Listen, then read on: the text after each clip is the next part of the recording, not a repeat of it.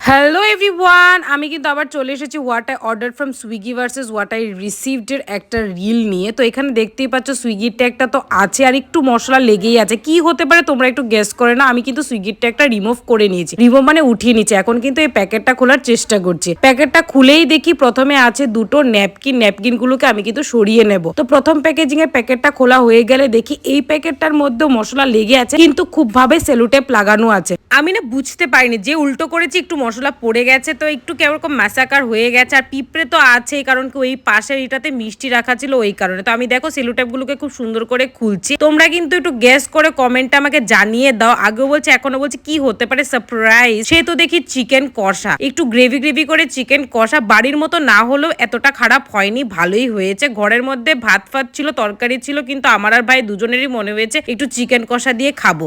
আমার আর আমার ভাইয়ের মতো তোমাদের কার কার ঘরে যদি একটু নর্মাল রান্না